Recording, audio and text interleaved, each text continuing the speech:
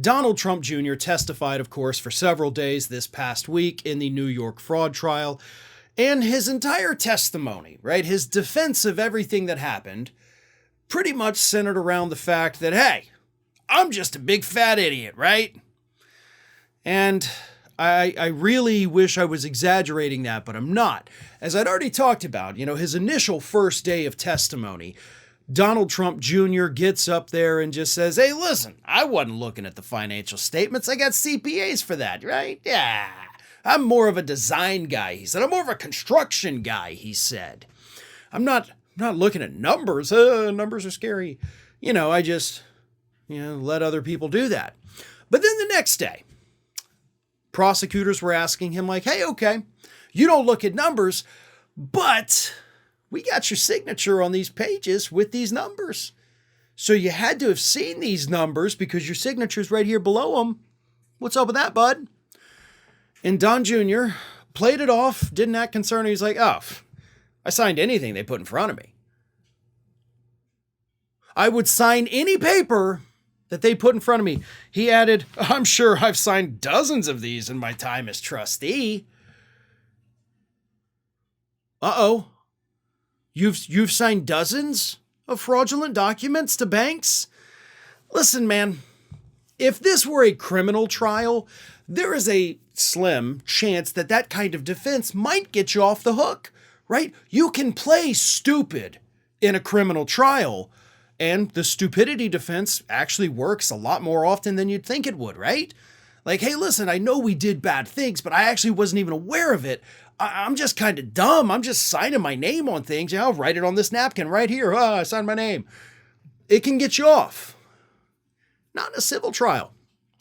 Because in a civil trial, you're not trying to put somebody behind bars. You're not necessarily trying to even prove that they were fully aware of what they were doing. All you're trying to prove is that the bad thing happened, and this was the guy in charge when the bad thing happened. And Donald Trump Jr. admitting that, yeah, I was just signing whatever. In a civil trial, that's going to doom you. But more importantly, it's going to doom the entire Trump organization. Because let's not forget what's at stake here, right? Essentially, the corporate death penalty. If Engoron chooses to do so, he could dissolve the Trump organization.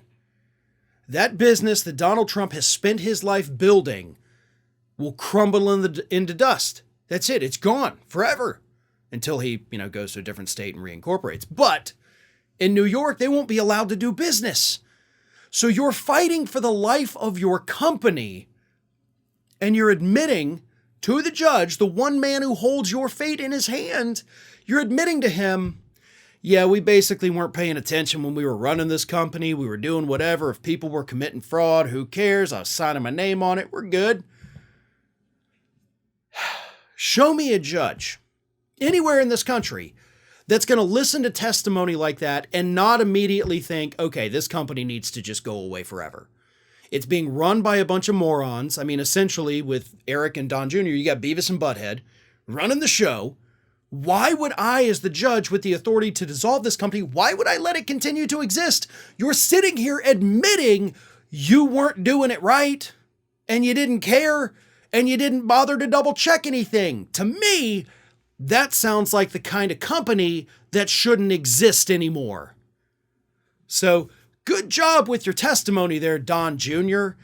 You may have prevented yourself from being criminally charged later on with your testimony, but you probably killed the entire company by admitting that you're a complete and total moron. Hey everyone, this is Aspen. And did you know that for the low cost of $0 per day, you can subscribe to the Fair and Balanced YouTube channel? We also encourage you to like, comment, and share, but again, click that subscribe button and help Aspen not be so grumpy.